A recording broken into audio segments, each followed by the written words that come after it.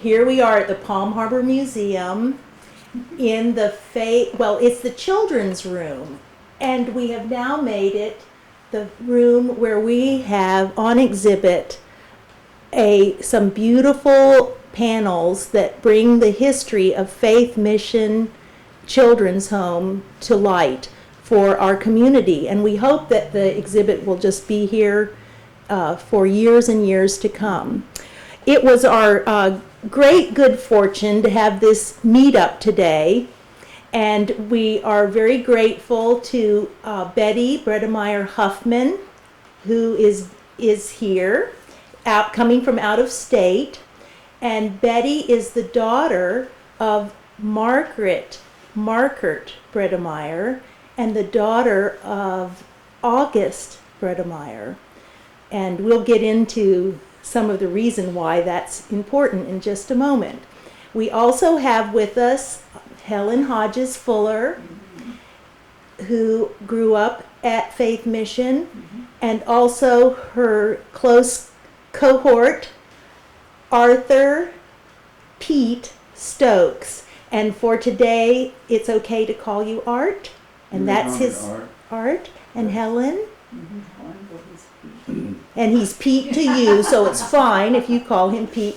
And Betty, thank you so much for the three of you for being here with us at the, and I'm Terry Fortner, a volunteer for the Palm Harbor Museum, and it was my greatest honor to get to meet and work with you, as well as Ed Markert, to produce this exhibit.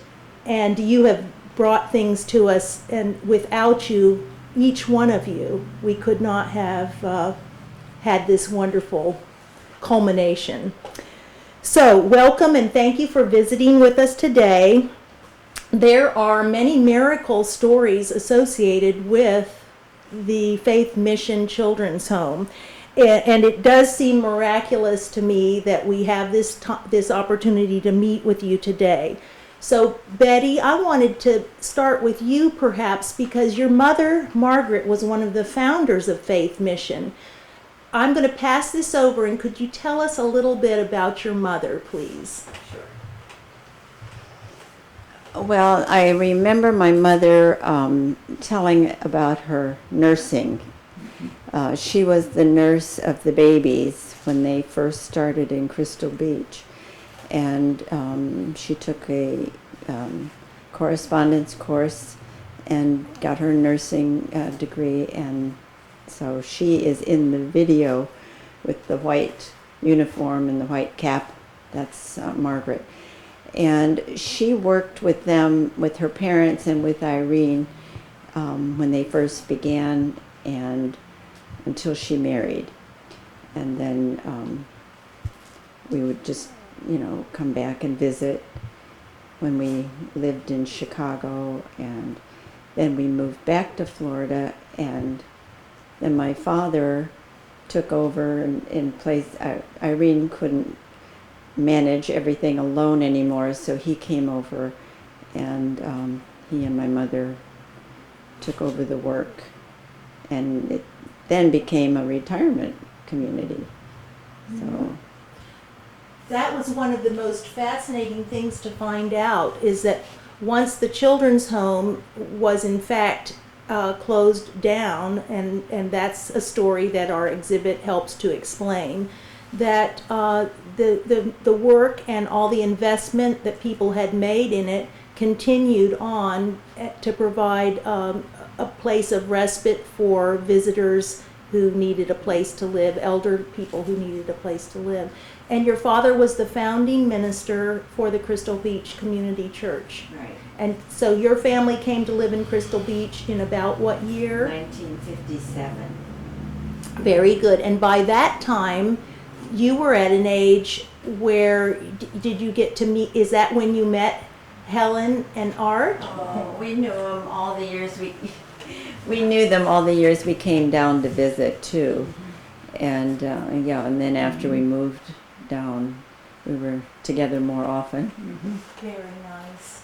Well, thank you. And then you did mention, go ahead and say your grandparents' names, and then the siblings, your uncles, and your Right. aunt. My grandparents were Fred and Cora Margaret, and their children were Irene, my mother Margaret, Edwin, that's Ed's father, and Earl. But Earl was never down here. I think he was married by then and lived in Georgia, so he wasn't part of the mission. But what else was I supposed to I say? think that was good. He yeah. was the architect of the church. Oh, that's right. That's true. That's right. He was the architect of the church. What became obvious to me in the research was that every single member of the Margaret family did something very helpful and very important. Yeah, Even that's if they true. weren't right there all the time, but certainly the people that were there all the time were doing an immense amount of work. Right. Well, now we thank you, Betty, and we'll be getting back to something that you brought with you today in a moment. Oh, yes, I forget. And but now we want to turn our attention for a moment to Helen. And Helen and Art were both brought to Faith Mission in their infancy. So Helen, were you told the story of how you came to live at Faith Mission? Would you retell that for us, please? Well, I was told that I was born in Georgia, but to get into the home, some lady got on a train in Georgia and brought me to Crystal Beach Depot. We used to have a little depot there, and I guess Dottie or somebody met him at the depot and brought this little bundle to the orphanage. And I was about 13 days old. And is that a somewhat typical story about one way that the children came to live at the orphanage? I presume so when you say Pete. I would think so. We want to hear Pete now. Yeah, Art, what story do you have to tell about how you came? Let's see, I finished. Well, they found me floating in the Gulf, which of course. Yeah. Yes, someone put you in a basket of bulrushes. Little Moses here. Yeah. No, I was born in St. Pete, and interesting that my nickname would be Pete. I never thought of that, because it was always based on Peter Pan. Yeah, not St. Pete. But Yeah, but my mother's mother said, "Put this child away," and I guess they did some research, and I guess the time frame differs. Dottie says weeks, and according to some of the things my mother said, it wasn't weeks, because she wouldn't be feeding me baby food at 3 weeks. But I wound up at Faith Mission, and just by extrapolating what might have transpired because of what happened over the years, there must have been an arrangement for my mother to send money for piano lessons or whatever else every now and then to make sure she stayed somewhat in touch with Faith Mission. And that's where I grew up. Actually, that became my home.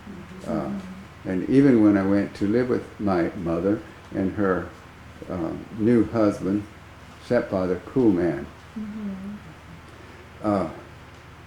it never changed. Faith Mission was always my home, and the people that ran it were always my family, including Betty Earl and her sister. Yeah. And tell Betty Earl's sister's name, please. Margaret Ann. Margaret Ann. See, and I do the double names. We grew up calling them the double names. Yeah. Now she's Betty, and her sister became Marty. Oh, okay. But I never called her Marty. I always hung on to Margaret. and Yeah. Margaret. Well, that's beautiful. Thank you. I hope that the people who have the opportunity to listen to this realize that you grew up in a different time as far as the way that it was handled when children were not wanted or perhaps not able to be cared for in their birth families. And it had to be a difficult experience at the time in your lives when you became cognizant of this, and yet having spoken with you both and having read Art's beautiful account that he took the time to write, I salute each of you for overcoming. We all have something to overcome, and I think you've done a very beautiful job of that. I'd like to hear about how in the world, with a house full of children, and there were many children, we know at this time, not at one particular time on one census that we researched, it shows that there were 87 children at the home at one time. How did the days get organized in order to handle that? What was a typical day? From my remembrance, we got up, had breakfast, we went out to the park and played. We came back in, had lunch, went out in the park and played. We had supper, went home to bed. This was the beauty of the setting that they found in Crystal Beach on the waterfront with Live Oak Park right next to this previous Blue Heron Inn with what, 30 bedrooms or 30 rooms? 16 bedrooms, 32 rooms. He knows for sure. 32 rooms total. Yes, Wow. And 16 bedrooms. And then pretty soon, yes. But on the sun porch, which was the whole width of the building, it was like a nursery with all the little babies' beds and so forth. And we're there looking out in the park, watching the older kids play, and we should be out there playing. wait Right. for the day. We also had little pots by our bed, and you had to go potty. You get up and go in that little job, so do that bathroom. Yeah, I know that was necessary. It was. No, this is all part of what people want to know. You know, it's a curiosity because I felt like my hands were full with 2 children when I was raising them. Well, that sun porch was full of babies. That's a small, but they were that style, but they were the baby crib type things that we were all in, and it was a nice porch. Well, in the video it shows it. Showed you there. Yeah, Yeah. and there's pictures. Yeah, that's about it. But yeah. Well, somewhere. This is good. We'll be able to put some of the pictures into this video while we're editing it. Okay, was that So- wrong? You You, didn't say anything wrong. I don't think we need any more bathroom stuff, though. I don't know. oh, we might want to know the details. No, Oh, but I can any, tell you some things if you want to. Never mind.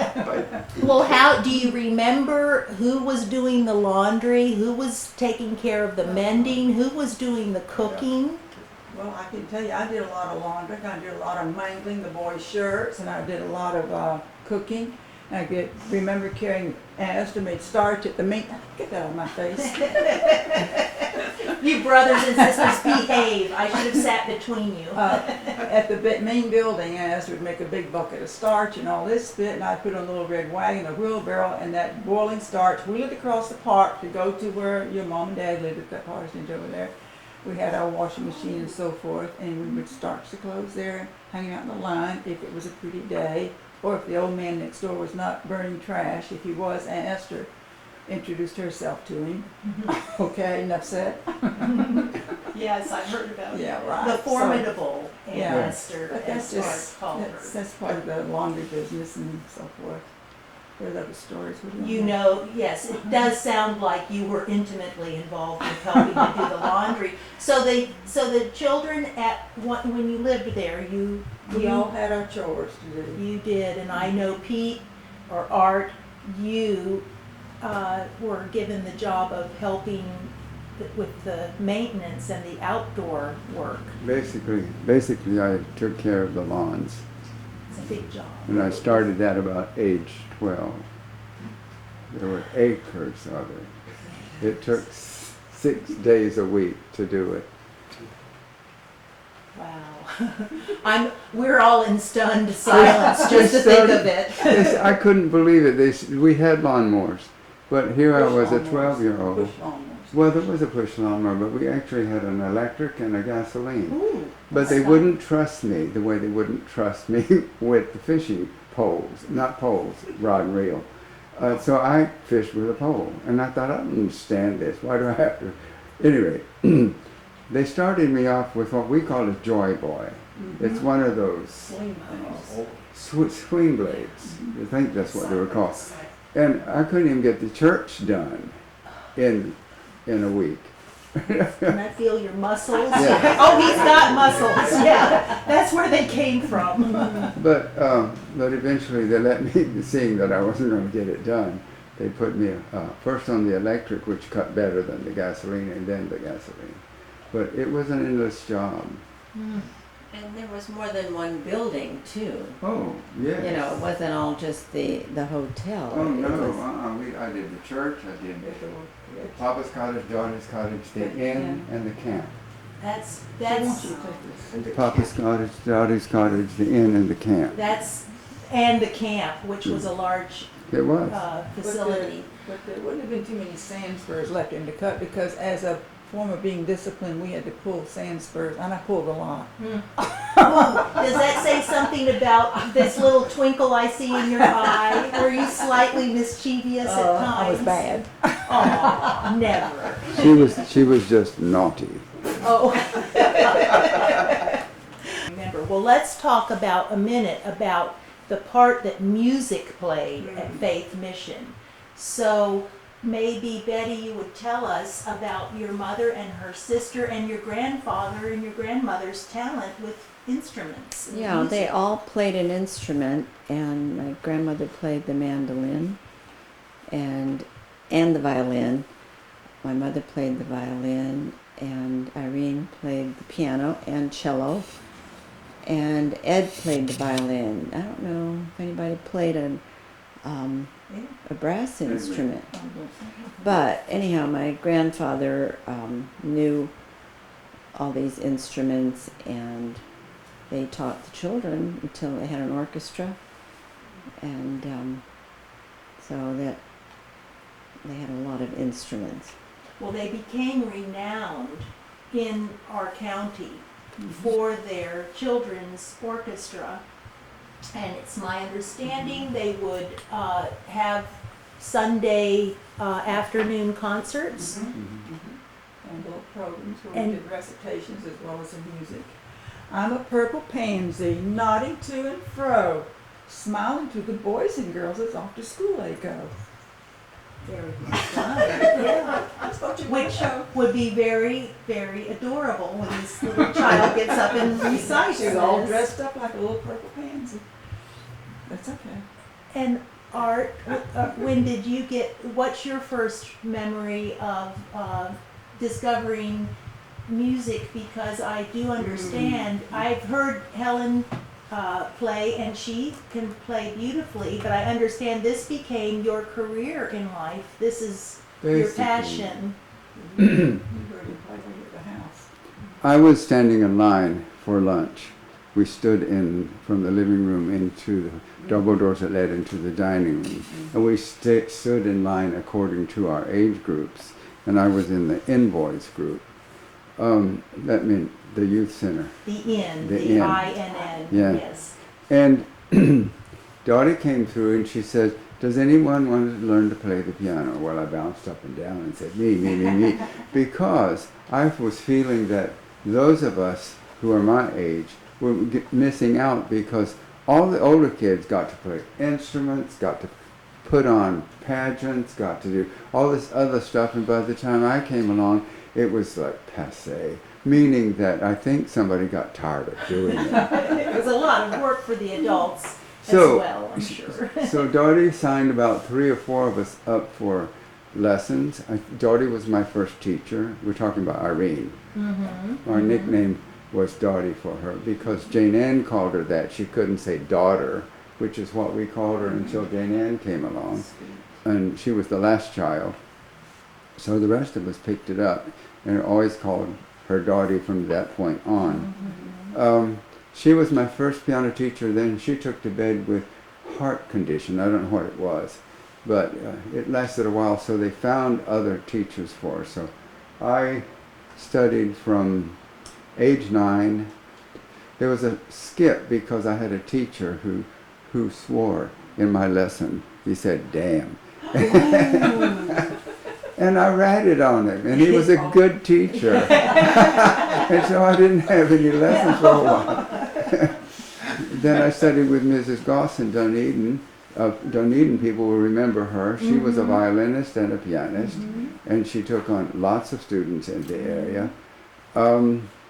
And then when I went to school, I just continued studied music. I told them I wanted to do music and art. They said, you can't do two arts. You have to do a music and a solid, or an art and solid. And I said, well, I'm colorblind, so I'll do music. I'm sure they didn't think I was going to make it, but I did. We went to the School of Music in Clearwater too, remember? We did what? The School of Music in Clearwater. Yeah, that's where he said damn. Ooh. It's got your mouthwash And, on. and they made me stop, and I thought, oh, I blew that Well, one. that's a lesson we all have to learn. Sometimes Yes. it's just we keep certain Yeah. information to ourselves, but we don't always know that the first time. Well, we congratulate you because we have heard your beautiful recordings, and Thank you. we know that you make it sound like, oh, it was just, I just did it, but it takes a lot of work. And he played on the video, right? Yeah. Oh, Have a beautiful soundtrack on the Faith Missions video and arts. Oh, and art, was it primarily hymns and like traditional classical music, or were you sometimes playing popular music of the day? I never was exposed to popular music, so consequently I didn't think about it, and we didn't listen to the radio much, so we weren't listening, and there wasn't any TV to throw popular music at us, so I studied classical music. I didn't study hymnology, I studied classical music, and anything else that came from a background in classical music. Right. Okay. Well, that makes sense, and it goes with the flavor of the children's home. They were, I mean, a program that they would give on a typical Sunday afternoon would be classical music and hymns. Probably. Probably. Helen, do you have any particular memory of any special holiday celebrations? Well, there was always Christmas, which was wonderful, and we had chairs lined up in the dining hall. The tables were pulled back, and they had all the great big circle. You remember that, Pete? Of course I do. Circle of chairs, and you'd get. They would. Well, Eddie was not fun, but because he was the Uncle Edwin's son, and of course he was not one of the orphans. And they were putting all the gifts on the chairs and all this bit. We tried to get him to tell us what was going on. He wouldn't. But anyway, back to the story. On Christmas morning, or I guess it's Christmas morning, we were in line and went down to the dining hall and were able to select our chair, which had your name on it. You could almost see the chairs. They were so loaded down with gifts. I mean, on top, underneath, around, and so forth. So we all sat there and started in our gifts, and we were allowed to go out in the park. We got out of the park and we had a gift exchange.